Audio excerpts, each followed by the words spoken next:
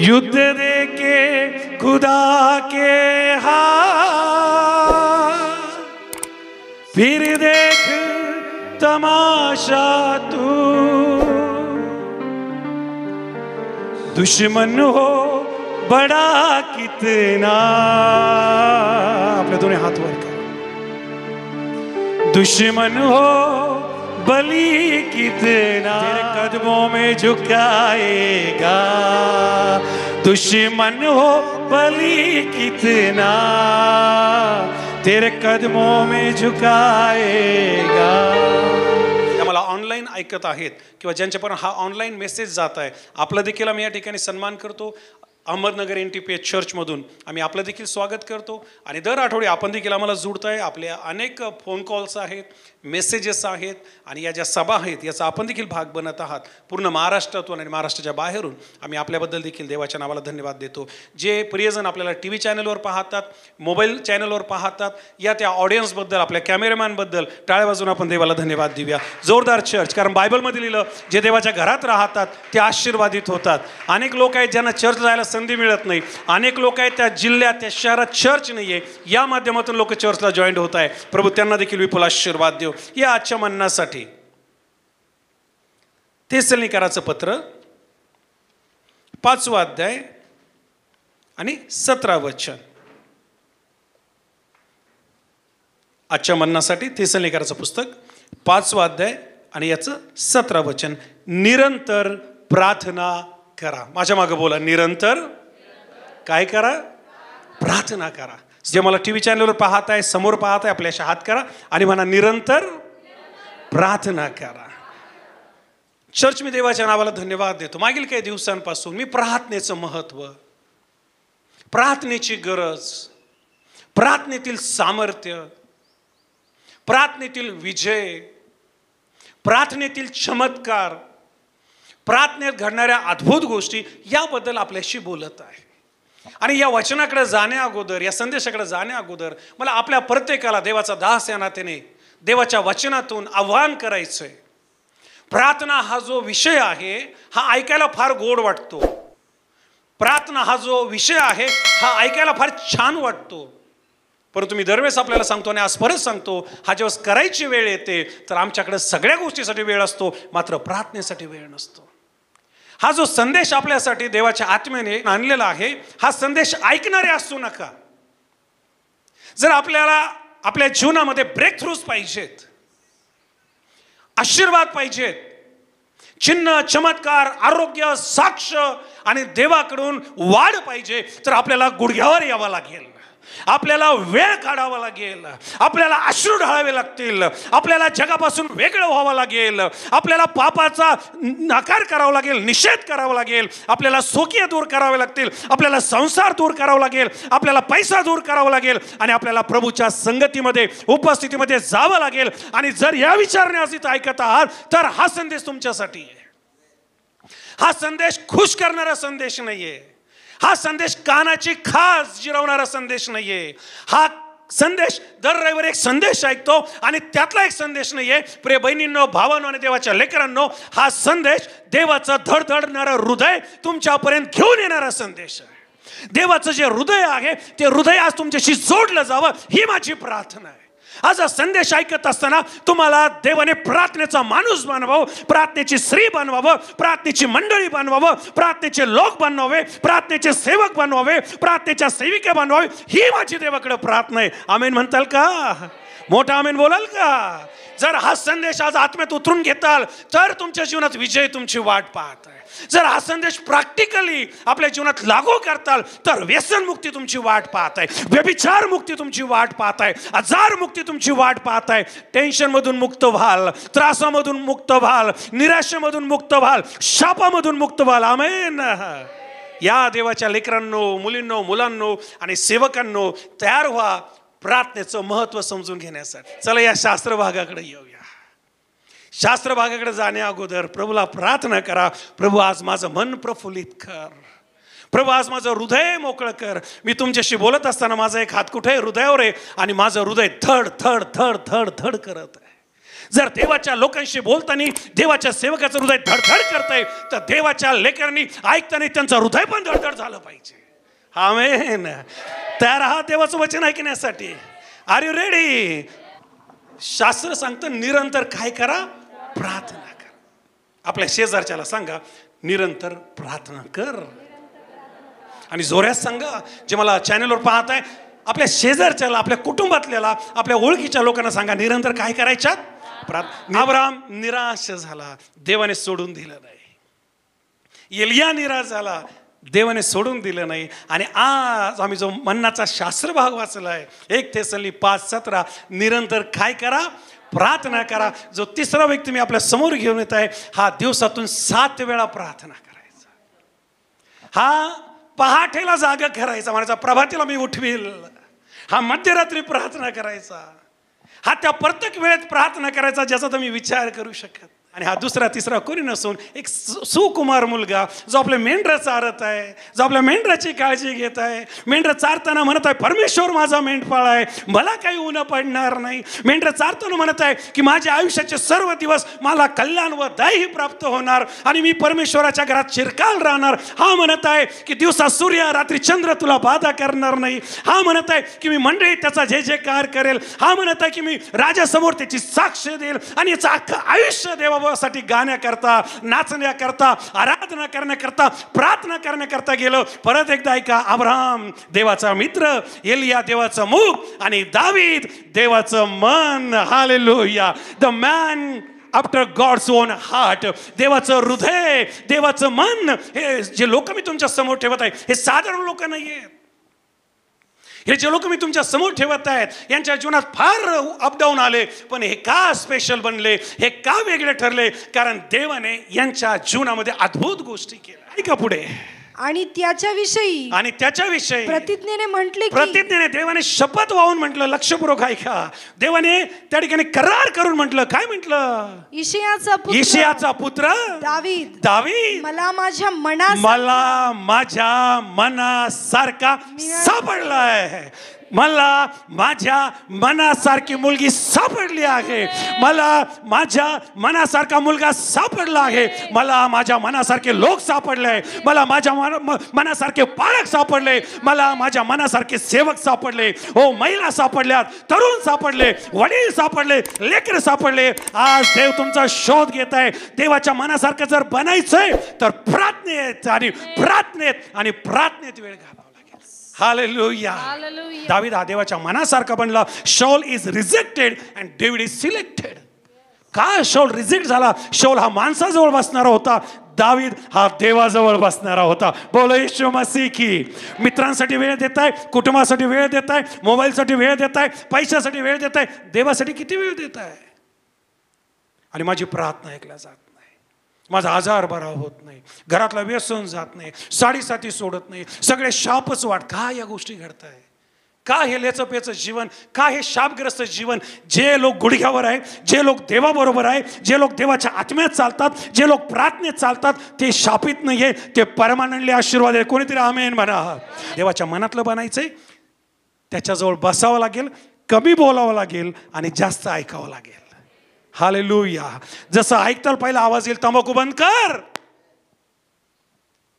जसं ऐकू लागताल पहिला आवाज येईल, ती मिसरी फेकून दे, तो व्यभिचार फेकून दे, ती दारू फेकून दे, ते सिगारेट फेकू दे, ती चुगली फेकू दे, ती लावालावी फेकू दे, तो गर्व फेकून दे, ती जगिकता, ती अफेअर आणि ती प्रत्येक गोष्ट जी अशुद्ध आहे, देव म्हणशील वेगळी वेगळी वेगळी कर, मग मी तुझा उपयोग करेल. आमेन. मग तो आशीर्वादित होशील. हे गोष्ट मला सन्मानाने सांगूशी वाटते. मागील 20-22 वर्षामध्ये देवाच्या वचनात कधी तडजोड केलेली नाही. देवाचं वचन सांगताना मी कधीच कोणाचा प्रेशर घेतलेला नाही की लोकांना काय वाटेल, आणि म्हणून तुम्ही आशीर्वादित होत आहात.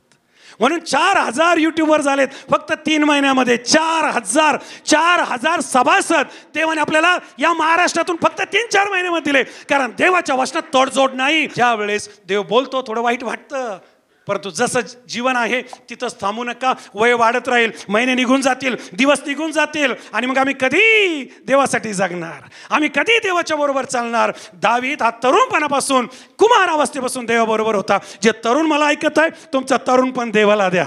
जे जे जे वयस्कर मला ऐकत आहे तुमचं वयस्कर पण देवाला द्या. जे जे मध्यमवर्गीय आहे, ज्यांचं वय 30, 40, 50 आहे, तुमचं वय देवाला द्या. तुम्ही कोणीही असा, हा संदेश तुमच्या जीवनामध्ये प्रार्थनेची आग घेऊन येऊ. हा संदेश तुमच्या जीवनामध्ये प्रार्थनेची लाट घेऊन येऊ. हा संदेश तुमच्या जीवनामध्ये प्रार्थनेचं संजीवन घेऊन येऊ. किती लोक आमेन म्हणतील? मेथडिस्ट चर्चचे संस्थापक फाउंडर जॉन वेस्ली.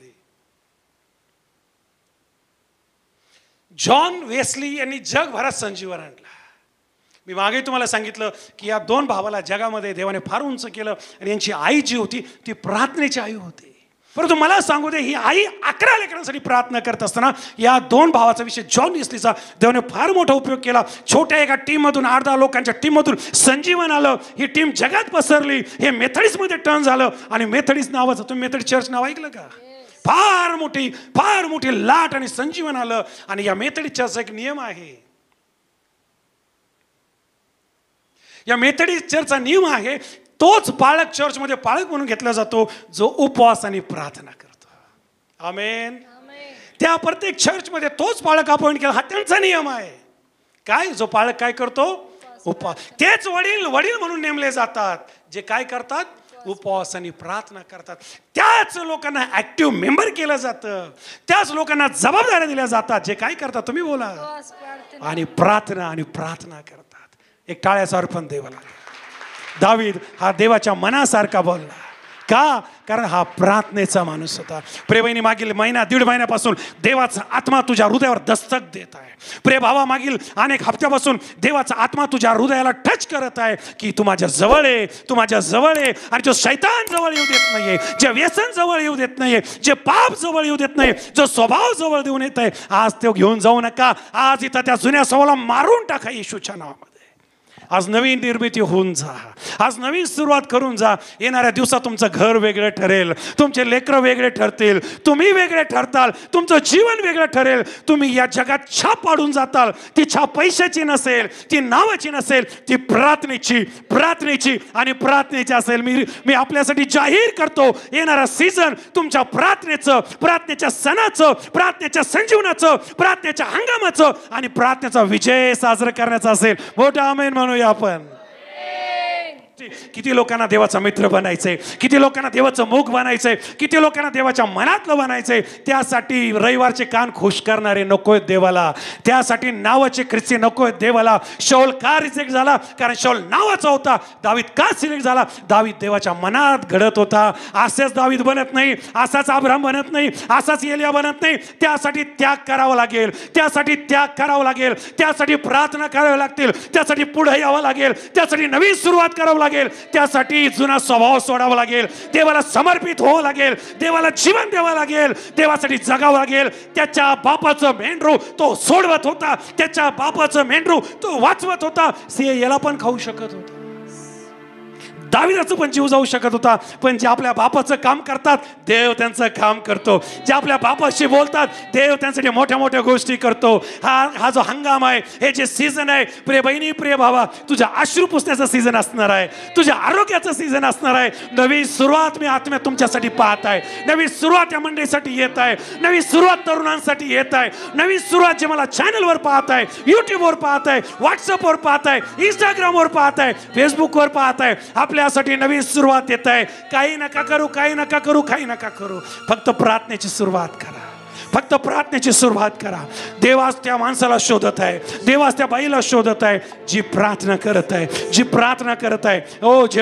करत आहे. बोलो येशू मसीह की. आज देव आमच्याशी बोलत आहे आणि मी याचा रिझल्ट पाहणार आहे. आणि मी हे पाहत आहे, बुधवारी मला इथं लोक दिसत आहे, नाईट प्रेयरला मला लोक दिसत आहे, मला लोकांचे फोन येत आहे, पालखी महिला लोकांचे फोन येत आहे, मंडळीतून फोन आहे, महाराष्ट्रातून फोन आहे, सुरतमधून फोन आहे, बँगलोरमधून फोन आहे, बाहेरून फोन आहे. देव लोकांचे हृदय तोडत आहे. देव त्याच्या लोकांना बोलत आहे आणि याचा रिझल्ट आम्ही येणाऱ्या दिवसात पाहणार आहे. येणाऱ्या दिवसात ही मंडळी प्रार्थनेची मंडळी बनणार आहे. या मंडळीला, या बहिणींना, या भावांना देव प्रार्थनेचे लोक बनवणार आहे. आणि ज्या कोणापर्यंत हा संदेश जात आहे ते देवाच्या मनातले बनणार आहे. आमेन. मना निरंतर प्रार्थना कर. ज्या मुखाने आपण सांगत आहोत ते मुख जबाबदार आहे येणाऱ्या दिवसात प्रभूशी बोलण्यासाठी. हे उपवासाचे दिवस आहे, हे प्रार्थनेचे दिवस आहे. प्रिय भावांनो आणि बहिणींनो, जीवन खूप शॉर्ट आहे. कधी आयुष्य निघून जाईल कळणार नाही. पाहता पाहता मला चष्मा लागलाय. जेव्हा मला चष्मा नव्हता, मी 20चा होतो, तेव्हाही मी असंच बोलायचो. आज मी 40शी सोडली तरी असाच बोलतोय. देवाने कृपा दिली, मी 60पर्यंत आलो तरी मी असाच बोलेल. आमीन म्हणाल. आणि जर त्याच्या पुढे नेलं तरी मी असाच बोलेल. आणि शेवटच्या श्वासापर्यंत मी असाच बोलणार. मी हेच बोलणार जे देवबाप मला बोलायला लावत. आशीर्वाद देणारा देव आहे आणि आशीर्वाद फुकट मिळत नाही. त्यासाठी किंमत मोजावी लागते आणि निरंतर प्रार्थना करावी लागते. दावीद हा पुढे चालून कसला योद्धा बनला. दाविदाच्या हायतीमध्ये तो 66 लढला असं इतर शास्त्रामध्ये म्हटलंय. दावीद योद्धा बनला. दाविदासमोर कोणाचा निभाव लागला नाही. दाविदासमोर अस्वल येऊ, सिंह येऊ, शाऊल येऊ, मिद्यान येऊ, कोणी पलिष्ठ येऊ, आमोरी येऊ, गिबोनी येऊ, दाविदासमोर कोणीही येऊ द्या, कधीच ते दाविदावर वरचढ झाले नाही. कारण दावीद देवाला विचारल्याशिवाय, देवाशी बोलल्याशिवाय, देवाशी बातचीत केल्याशिवाय, देवाचं ऐकल्याशिवाय कधीच लढाई लढत नव्हता. मागील दिवसामध्ये मी आणि माझ्या पत्नी निर्णय घेतला. मेंबरला धरून निर्णय घ्यायचे प्रार्थनापूर्वक, लेकरांना धरून निर्णय घ्यायचे प्रार्थनापूर्वक, खरेदी करायची प्रार्थनापूर्वक, काहीही करायचं मी देवाला भिवून सांगतो आम्ही प्रार्थनापूर्वक करायचं ठरवलं. एकमेव बायबलमधला माणूस, तुम्ही कधी चेक करा नेटवर, the man who never lost the battle, check करा, एकच नाव येईल. कोणत्याही इंटरनेटवर जा, कोणत्याही पुस्तकात तपासा, कोणतीही लायब्ररी तपासा, एकच पुस्तक तुमच्या समोर येईल आणि त्या पुस्तकात एकच नाव येईल आणि ते नाव येईल दावीद. दावीद आणि दावीद एक राजा जो कधीच कुठलं युद्ध हरला नाही. का हरला नाही? कारण दावीद देवाच्या मनातला होता आणि देवाच्या मनातला बनण्यासाठी तो प्रार्थना करायचा. तो आनंदात प्रार्थना करत होता, तो गरिबीत प्रार्थना करत होता, तो आजारात प्रार्थना करत होता, तो निराशेत प्रार्थना करत होता. 7 वेळा प्रार्थना करायचा. जी वेळ भेटेल तेव्हा प्रार्थना करायचा. आणि या प्रार्थनेने दावीदाला देवाच्या मनातलं बनवलं. देवाच्या मनातलं बनायचं का? देवाच्या आवडीचं बनायचं का? देवाची आग बनायचं का?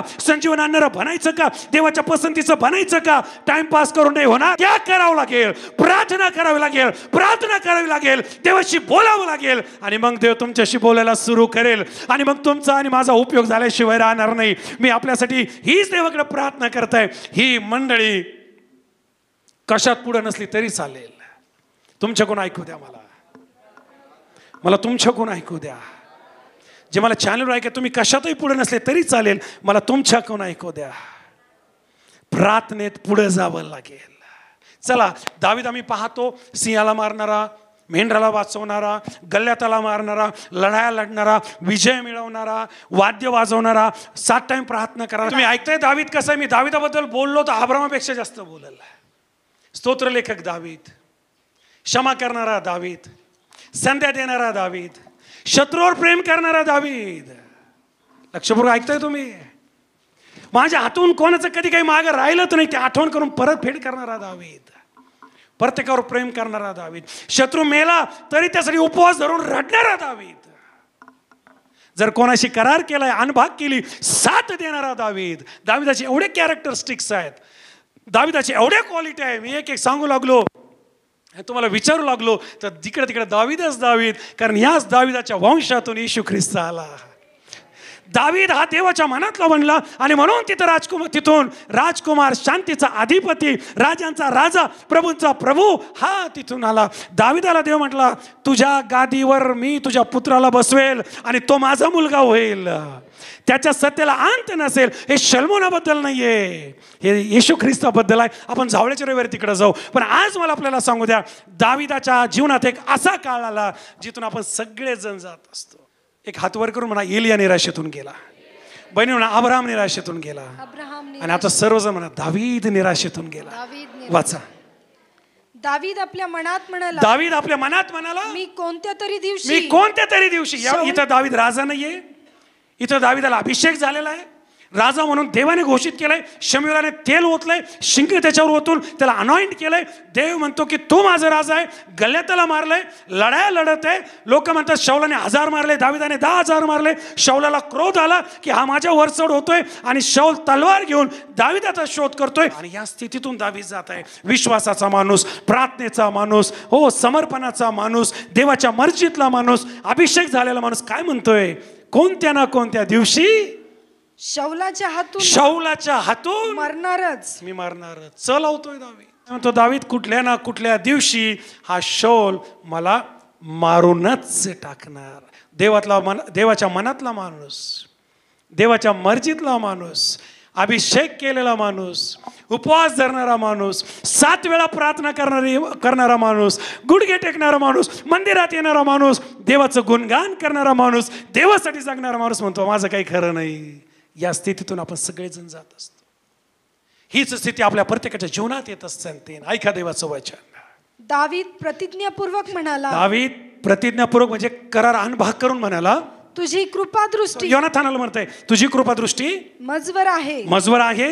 हे तुझ्या बापाला म्हणजे शौलाला पक्क ठाऊक आहे. पुढे पक्के ठाऊक आहे. हो. म्हणून तो म्हणतो की ही गोष्ट योनाथानाला कळू नये. ऐका चर्च, बारकाईने ऐका. आणि कधी ना ऐकलेलं वचन आहे, कधी ना मनन केलेलं वचन आहे, आणि कधी ना शिकलेलं वचन आहे. पुढं कारण त्यास फार वाईट वाटेल. पुढे बाकी परमेश्वराच्या जीविताची शपथ व तुझ्या जीविताची आणि तुझ्या जीवाची शपथ मजमध्ये. ऐका सर्वजण ऐकताय. माझ्यामध्ये आणि माझ्या पायाकडे पहा.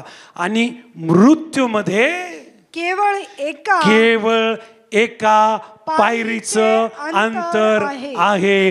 दावीद म्हणतो योनाथाना तुझा बाप मला मारणार, तुझा बाप माझा जीव घेणार. त्याला कळलं का तिकडं माणसं पाठवतो. एक गोष्ट माझ्या लक्षात आली, एक दिवस तो मला धरणार आणि माझ्यामध्ये आणि मृत्यूमध्ये. तुम्ही बोला एका पायरीचे अंतर. किती पायरी? आता चर्चला येताना पायऱ्या लागल्यात. किती लागल्या तुम्ही मोजलं नाही? मोजत चला किंवा आठवा किती. इकून 2 आहेत आणि तिकून ठीक आहे. या पायऱ्या अशाच दावीद समोर घेतोय. त्या दगडाच्या पायऱ्या होत्या. तो एक पायरी चढलो का मी मेलो. काय म्हणतो दावीद? मी मरणार. देव म्हणतो थांब दावीदा, तू मरणार हे नको बोलू. मी तुझ्या मुखात एक स्तोत्र घालणार. किती लोक आमेन म्हणतील? मी तुझ्या मुखात एक स्तोत्र घालणार. किती भाऊ आमेन म्हणतील? मी तुझ्या मुखात एक नवीन स्तोत्र घालणार. किती लोक मोठं आमेन म्हणतील? आणि तू हे नको म्हणू तू मरणार. तू हे म्हण स्तोत्र 23 आणि वचन 4 काढा पटकन. तू हे नको म्हणू तू मरणार. तू हे नको म्हणू तुला मुलगा नाही होणार. तू हे नको म्हणू इजबेल तुला मारून टाकणार. तू जे म्हणलं ते फायनल नाहीये. तू जे पाहतो ते फायनल नाहीये. तुला जे ते फायनल नाहीये. आज सगळे बंधनं तुटणार आहे. आज सगळे बंधनं तुटणार आहे. आज सगळे बंधनं तुटणार आहे. दुरात्मे निघून जात आहे. व्यसनाचे आत्मे निघून जात आहे. आळसाचे आत्मे निघून जात आहे. अधोलोकाचे आत्मे तुटत आहे. येशूच्या नावामध्ये आज मुक्तता येत आहे. आज अभिषेक येत आहे. आज सामर्थ्य येत आहे. ओ रबा शंदा हुरी बना से खाता बश. आज देवाचा अभिषेक आणि अभिषेकाचा आत्मा येत आहे. प्रभू तुम्हाला पाहत आहे. प्रभूला तुमच्याशी जुडायचंय. प्रभूला तुमच्याशी जुडायचंय. तरुणांनो तुम्ही तयार आहात का? मला यस ऐकू द्या. देवाशी जुडण्यासाठी. महिलांनो तुम्ही तयार आहात का देवाशी जुडण्यासाठी? जे मला टीव्ही चॅनलवर, युट्यूब चॅनलवर पाहत आहे, तुम्ही तयार आहात का देवाशी जुडण्यासाठी? मला माहिती आहे तुम्ही निराश आहात. थकल्यासारखं वाटतंय. परिस्थिती भयानक आहे. 1000 मोठे आहे. व्यसनाने पगडा घेतलेला आहे. परिस्थिती हाताबाहेर गेलेली आहे. पण तिथंच थांबू नका.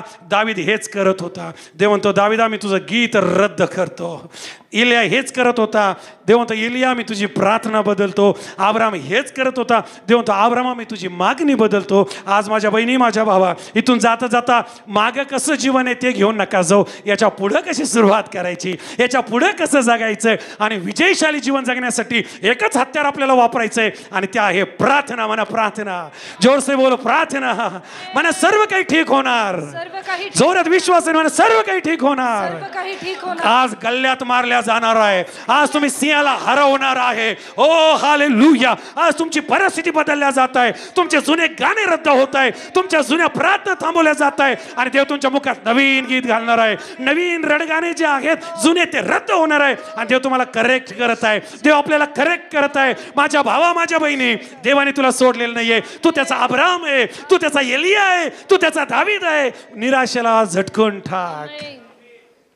किती दिवस झाले प्रार्थना थांबवल्यास? किती दिवस झाले देवापासून दूर गेलास? प्रार्थना थांबवणं म्हणजे देवापासून दूर गेलं जमा. किती दिवस झाले देवाचा धावा बंद आहे. आज मी जसं आलं तसं जाणार नाही. तर देवाच्या पसंतीचं बनायचं तर प्रार्थना करावं लागेल. प्रार्थना करावं लागेल. पावसात भिजावं लागेल, प्रार्थना करावं लागेल. अंधारात प्रार्थना करावं लागेल. डोंगरात प्रार्थना करावं लागेल. मला आठवतं कधी कधी मी कब्रस्तानात जायचो, कारण त्यावेळेस आमचं चर्च नव्हतं. कब्रस्तानात जाऊन प्रार्थना करत बसायचो. देवाला भेटून सांगतो. कधी कधी आपल्या सुप्याच्या डोंगराच्या वर जायचो मी. तुम्हाला जवळजवळ 97 मी तुम्हाला फार माग घेऊन चाललो आणि त्या डोंगरात उतरून तिकडे प्रार्थना करायचो मी. जिथंच मला मी कधी कधी झाडांमध्ये जायचो. भीती पण वाटायची. मोठे मोठे साफसूफ असायचे, पण पवित्र आत्म्याचा पकड घ्यायचा आणि मी रेनाड बोंकीचे पुस्तक वाचायचो. अग्नितारे सुवार्ता प्रसार. आणि ते वाचायचो आणि मी डोळे झाकूचो. कधी कुठला हत्यार आला नाही, कधी कुठला साप आला नाही, कधी कुठला भूत उठलं नाही, कधी कुठला दुरात्मा आला नाही. मी तेव्हाही उभा होतो, मी आजही उभा आहे आणि प्रभू ठेवल तोपर्यंत मी उभा राहणार. कारण प्रार्थना करणाऱ्या लोकांना त्याग करावं लागणार आहे, अश्रू ढाळावं लागणार आहे, गुडघे टेकावं लागणार आहे, पोटाला फीळ द्यावं लागणार आहे, घसा ताणवावं लागणार आहे, बेबीच्या देठापासून उपदेश करावा लागणार आहे. तेव्हा लोकांचे जीवन बदलणार आहे, तेव्हा संजीवन येणार आहे आणि देवाचं मोठं काम होणार आहे. बोलो येशू मसीह की, बोलो यीशु मसीह की. जोर से आपने दोन हात उठा के तुम्ही आशीर्वादितच होणार. हे व्यसना निघून जा, हे बंधना निघून जा, हे आळसा निघून जा, हे घाणेरड्या पापा निघून जा, हे स्वभाव निघून जा, हे सर्व शापांनो निघून जा, हे सर्व निराशा निघून जा. तुम्ही आशीर्वादितच होणार. किती लोक आमेन म्हणतील? तुम्ही आशीर्वादितच होणार, कारण देवाने आशीर्वाद द्यायचे ठरवले. मनुष्य बदलू शकत नाही. दावीद काय म्हणतो ऐकूया ते विचार. मृत्यू छायेच्या दरीतूनही मी जात असलो, सर्वजण तरी मी अरिष्टास भिणार नाही. आता दावीद हे शिकला की प्रभू मला जे दिसतं मी त्याच्यावर विश्वास ठेवत नाही. माझी निराशा मोठी नाहीये, माझा शत्रू मोठा नाहीये, गल्ल्यात मोठा नाहीये, लढाई मोठी नाहीये, पाप मोठे नाहीये, निराशा मोठी नाहीये. मोठं काय तर प्रार्थना, मोठं काय तर प्रार्थना ऐकणारा देव, मोठं काय तर प्रार्थनेचं उत्तर देणारा देव, मोठं काय तर परिस्थिती बदलवणारा देव. माझी इच्छा आहे की तुम्ही यावेळेस आपले डोळे बंद करावे. मला हे जाहीर करू द्या, दाविदाचा देव हा तुमचा देव आहे. जर तुम्ही देवाकडे वळाल, जर तुम्ही देवाच्या जवळ याल, जर त्याला समर्पित व्हाल, जर त्याच्यावर भाव ठेवाल, जर त्याचा धावा कराल, तो तुमची निराशा रद्द करणार आहे, तो तुमच्या लढाया लढणार आहे, तो तुमची परिस्थिती बदलणार आहे. मी हे जाहीर करतो. प्रार्थना करणाऱ्या लोकांसाठी मोठे विजय येणार. तुम्ही आमेन म्हणून स्वीकार करू शकता. प्रार्थना करणाऱ्या लोकांसाठी बंद दरवाजे उघडे होणार. तुम्ही आमेन म्हणून स्वीकार करू शकता. प्रार्थना करणाऱ्या लोकांचे मोठे मोठे आजार बरे होणार. तुम्ही जर स्वीकारला असेल तर आमेन म्हणा. प्रार्थना करणाऱ्या लोकांची आशा नष्ट होणार नाही. प्रार्थना करणाऱ्या लोकांची कधीच त्रेधा उठणार नाही. प्रार्थना करणाऱ्या लोकांचा सूर्य मावळणार नाही. प्रार्थना करणारे लोक मोठा भूकंप घेऊन येणार आहे. प्रार्थना करणारे लोक मोठा बदल घेऊन येणार आहे. प्रार्थना करणारे लोक संजीवन घेऊन येणार आहे. जर आम्ही स्वीकारला असेल मोठा आमेन म्हणूया. जोरदार टाळ्याचं अर्पण देवाला देऊया. बोलो येशू मसीह की, बोलो येशू मसीह की. जावळ्याचा रविवार अजून येणार आहे. हालेलुया. प्रत्येक डोळा बंद होईल. प्रत्येक बहीण, प्रत्येक भाऊ आपला मुख उघडा. देवाशी तुटलेले नाते संबंध जोडा. निराशा झटकून टाका. तुझी आशा नष्ट होणार नाही. संकटात धीराने शिलाने आशा, आणि आशा लाजवत नाही बहिणी, आशा लाजवत नाही भावा. मुख उघडूया. अन्न भाषेत प्रार्थना करा. मला गप्प राहणारे लोक आज तरी नकोय प्लीज. बहिणी शांत बसायचं नाही, बाबा शांत बसायचं नाही. खूप काळ झाला शांत आहे. मरणाकडे पाहू नको, व्यसनाकडे पाहू नको, पापाकडे पाहू नको, त्या गरिबीकडे पाहू नको, त्या समस्येकडे पाहू नको, त्या वादळाकडे पाहू नको. चल देवाकडे पहा आणि त्याला पिता म्हणून धज, त्याला पिता म्हणून आवाज दे. बोलू लाग. अनेक जण प्रार्थना करताय. आपले हात उभा राहा. देवाकडे स्वर्गाकडे आपले हात लावा. प्रार्थना करायला सुरुवात करा. आपला आवाज उघडा करा. व्यसन फेकून द्या. निराशा फेकून द्या. Yes that's a spirit. पवित्र आत्मा येत आहे, पवित्र आत्मा येत आहे. प्रभू तुझी मंडळी आहे. मी कुठली काटकसर केलेली नाहीये देवा, मी कुठला कंटाळा केलेला नाहीये प्रभू. तुझं निरुपयोगी पात्र भरून मी तुझ्या हातात पडलो आणि जसं तुझ्या आत्म्याने मला चालवलं, मी तुझ्या लोकांशी बोललोय आणि बोलत राहणार. निरंतर प्रार्थना करा, निरंतर प्रार्थना करा, निरंतर प्रार्थना करा. भावांनो आवाज येत नाहीये, ओ बहिणींनो आवाज येत नाहीये. युट्यूब चॅनलवर, ओ मीडियावर, जिथून कुठे तुम्ही कनेक्ट झालेले आहात, आपले डोळे बंद करा आणि प्रभूशी बोलू लागा. दावीद म्हणतो की मी मरणार, दावीद म्हणतो की मी मरणार. एलिया म्हणतो मला मारून टाक. अब्राम म्हणतो की आता काहीच होणार नाही. हे तुम्ही दाविदासारखं बोलत असताल, एलियासारखं बोलत असताल, अब्रामासारखं बोलत असाल. आज देव तुमचं नाव बदलत आहे. जीवन बदलणारे संदेश, आपल्याला आशा देणारे संदेश आणि आपल्याला देवाच्या जवळ नेणारे संदेश ऐकण्यासाठी आमचं जे YouTube चॅनल आहे पास्टर दीपक थोरात या नावाने, या चॅनलला सबस्क्राईब करा, लाईक करा, इतरांपर्यंत शेअर करा. याद्वारे आपल्या जीवनामध्ये मोठ्या गोष्टी झाल्याशिवाय राहणार नाही. God bless.